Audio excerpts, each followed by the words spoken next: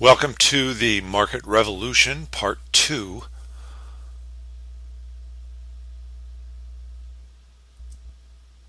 Defining what it meant to be American, 1815 to 1840. This is the second half of our Market Revolution lecture. The Market Revolution made it possible to think in terms of national interests, but also for the first time, national identity as well. Who were these American people? What was their character? What then is the American, this new man? That was the famous question posed by Hector St. Jean de Crèvecoeur in 1782.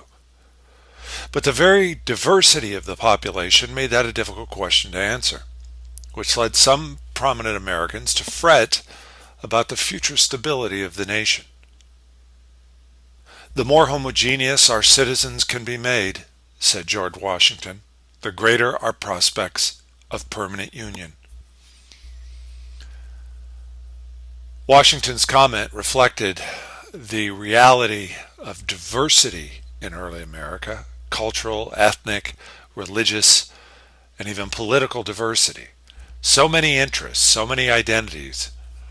The fear was, in a democratic society, largely self-governing, could all those competing interests, those various identities, possibly cohere into something like a single, united States of America? The growing markets for newspapers, tracts, and books that we saw in the first half of the lecture offered publishers a chance to put a stamp on American national identity, and often Washington himself became the pillar of this identity. The Life of Washington, a book first published in 1800, a few months after Washington's death, and its author, Mason Weems, understood there was a market for books about famous Americans. As Weems put it, men whose courage and abilities, whose patriotism and exploits have won the love and admiration of the American people, printed in small volumes and with very interesting frontispieces. You would without a doubt sell an immense number of them. So while imagining a new American identity being crafted from the biographies of its great heroes, Weems clearly did not dismiss the possibility that one could make a lot of money by selling such biographies. In other words, capitalism and patriotism seem to go hand in hand. The purpose of such books, according to Weems and others, was to entertain but also to offer role models and provide instruction in American values and behavior. Yes, patriotism and profit could go together. The subtitle of Weems's biography of George Washington, that is, of his Life of Washington, was "with curious anecdotes, equally honorable to himself and exemplary to his countrymen."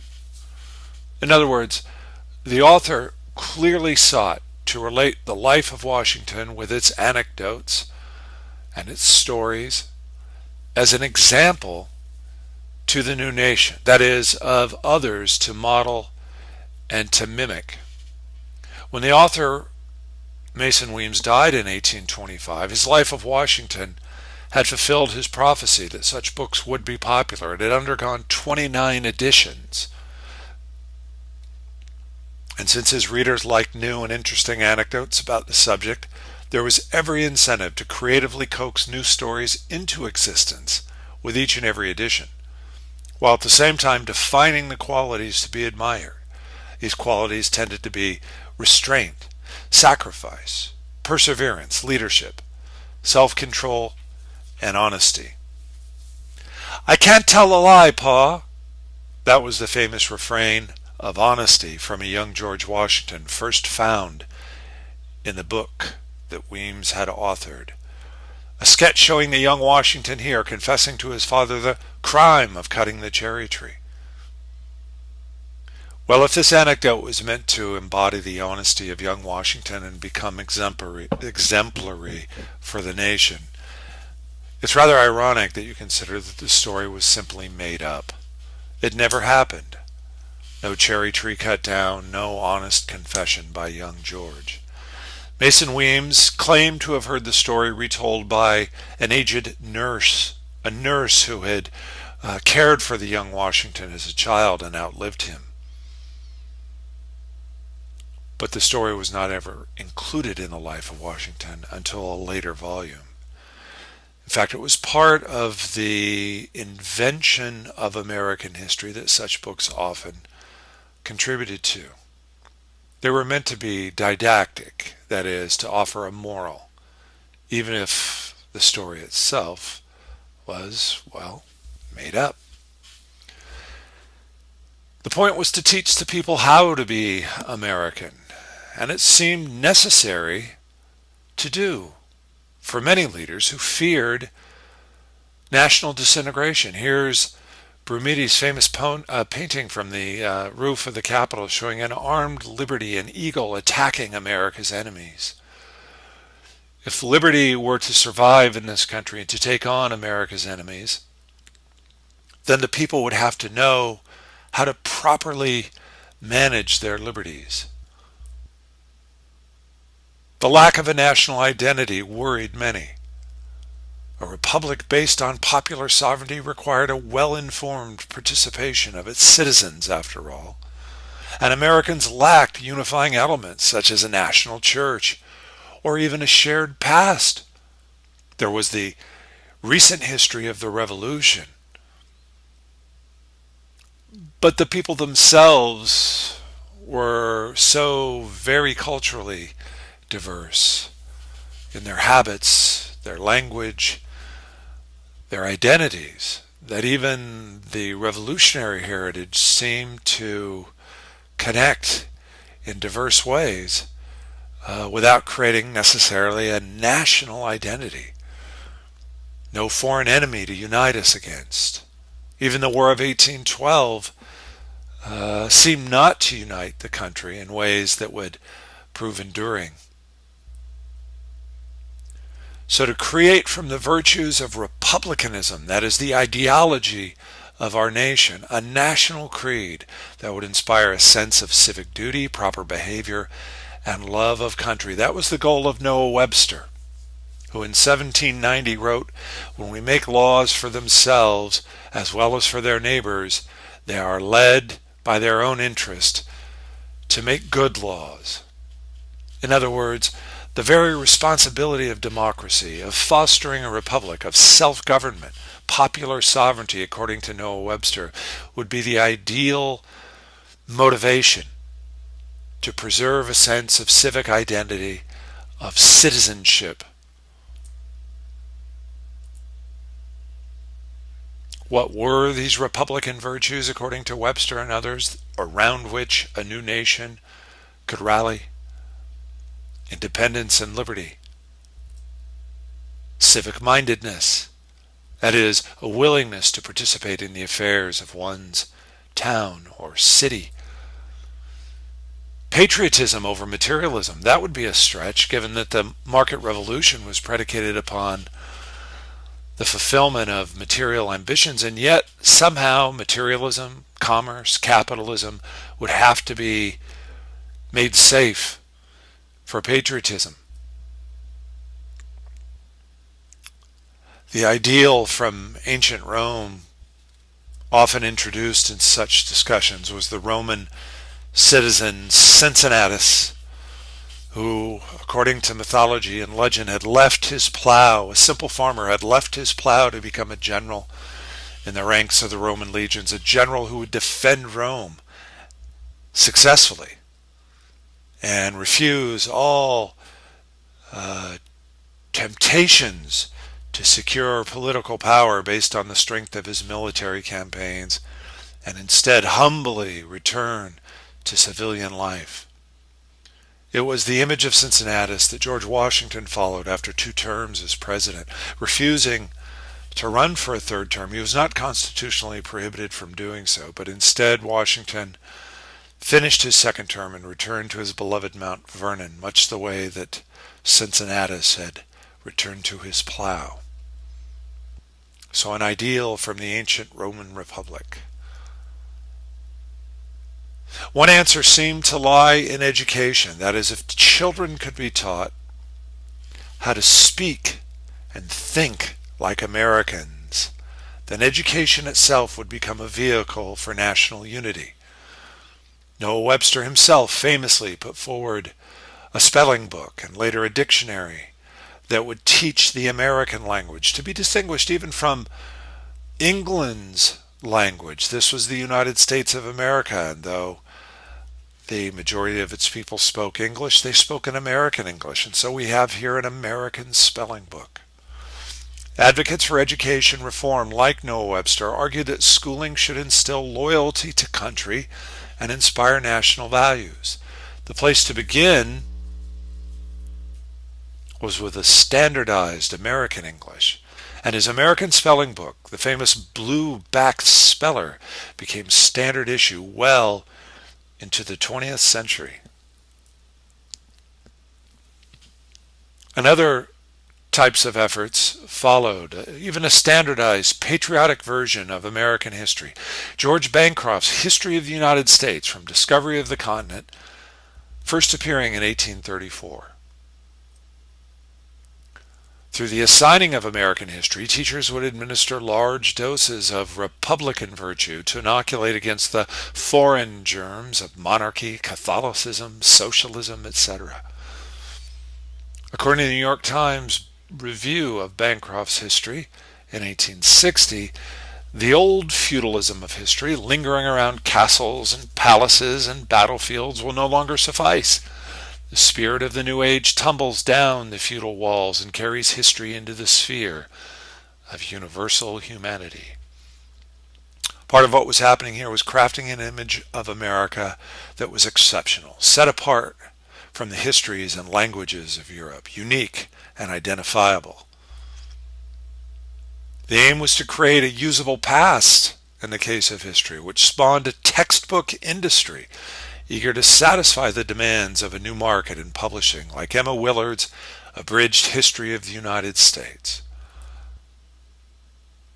Anxious have we been to sow the seeds of virtue, wrote Willard, by showing the good in such amiable lights that the youthful heart shall kindle into desires of imitation. Clearly, our kind of moral and didactic purpose for the publishing of history and the teaching of history in the schools to create a patriotic sense of identity, a definable citizenship. The recommended method for learning history, in fact, was memorization and recitation that would link schooling with politics and patriotism and cultivate citizenship. Let's take a look at a familiar example, a catechism on the American Revolution, such as the kind that generations of American school children would have to memorize. Question: what victory soon followed that at Trenton? Answer: the Battle of Princeton, 3 January. Question: who commanded the Americans at Princeton? Answer: Washington. Question: where did Washington pass the winter in the beginning of 1777? Answer: at Morristown, New Jersey.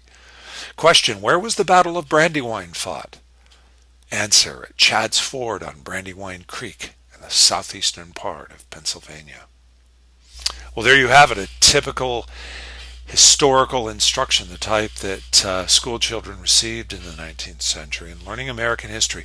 As if memorizing chapters and verse of the Bible, it was to be America's sacred version of our secular past.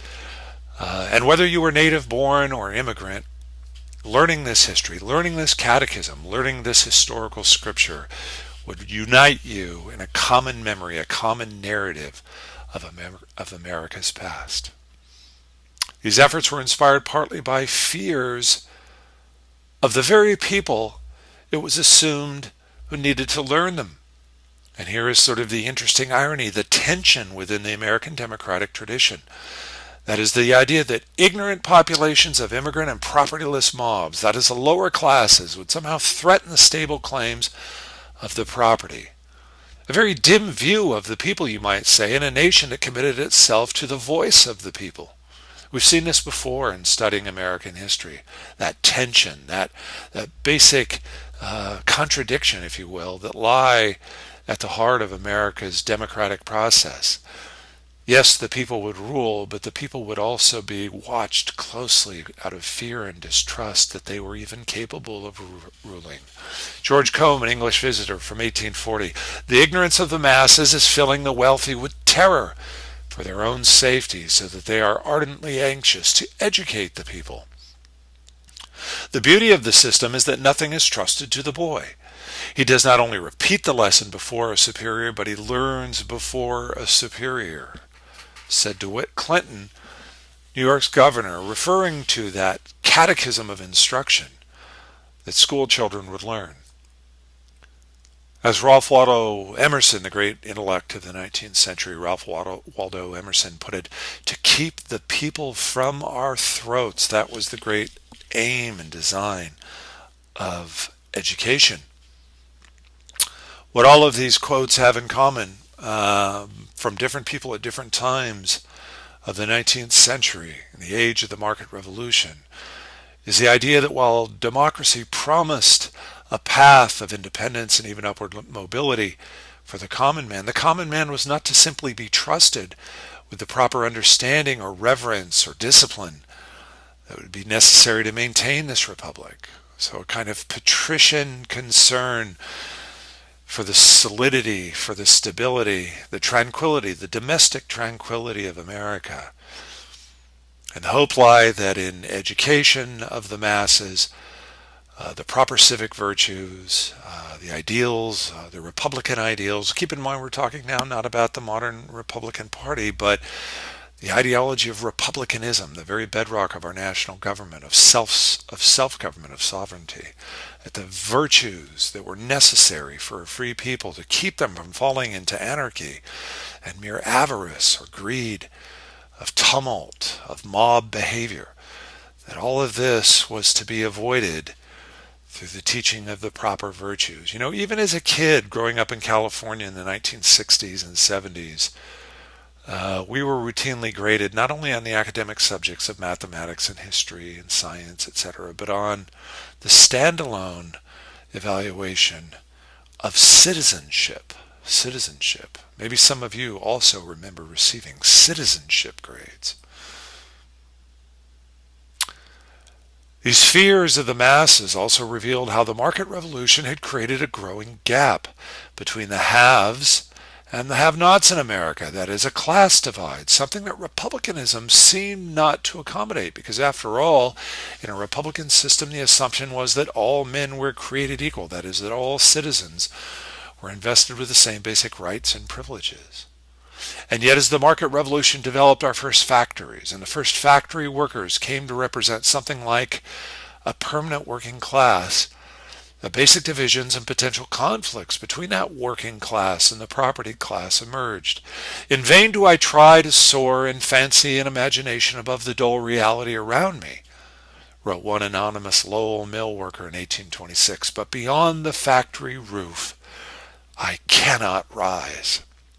So the sense of a permanent class of have-nots, something that was unthinkable in the minds of the promoters of the Republican ideals, was nevertheless becoming a material reality. On two occasions in the 1830s, female mill workers in Lowell, Massachusetts proclaimed themselves, quote, daughters of free men, nevertheless walked off the job to protest wage cuts and raised rents in their company-owned boarding houses, rejecting the paternalism and patriarchy of the company's bosses, of the managers of the mills. The women instead struck for a decent wage and better working conditions. It seems there was not a harmony of interests between those who employed the women and the women workers themselves. They would have to define their separate spheres of influence and to organize and even agitate on behalf of them. Was the market revolution undermining a worker's traditional independence by turning highly skilled working men into propertyless wage earners? The cherished independence of the artisan, of the manufacturer, now being given up to a factory system in which workers were little better than hired hands. The proud claim of previous generations of artisans was, by hammer and hand, all arts do stand. And according to republicanism, an artisan was a symbol of manliness, was primarily independent and self-reliant. Skills, tools, and shop gave him a similar independence that land, for example, gave the farmer. He symbolized the moral economy of a just price and community needs and standards. His independence made him an invaluable citizen of the new republic, a man whose vote could not be bought or sold. At least that was the ideal. But to the example of the Lowell mills and the impoverished laboring classes that staffed those mills, did they uphold the ideals of republicanism, of independence and virtue? Or did they represent something else? What place was there for a moral economy, after all, in a market revolution? Markets now stretched beyond local neighborhoods and customers, beyond the face-to-face greeting of the daily marketplace. The number of cities in America with populations greater than 5,000, which was the defining number in the early republic for a city, the number with populations greater than 5,000 grew from a mere 12 in 1820 to almost 150 by 1850. This was largely becoming a mass society, quickly turning into something metropolitan and impersonal.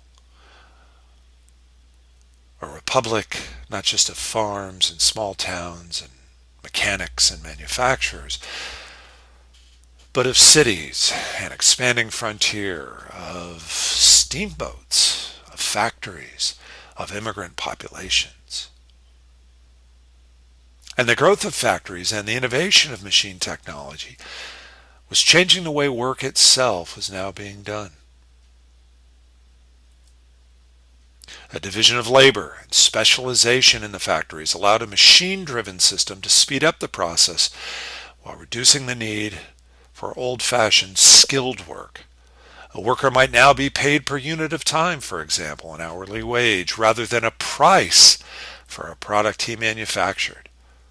Very few ever have it in their power to realize a capital sufficient to commence business on their own account, according to a journeyman printer.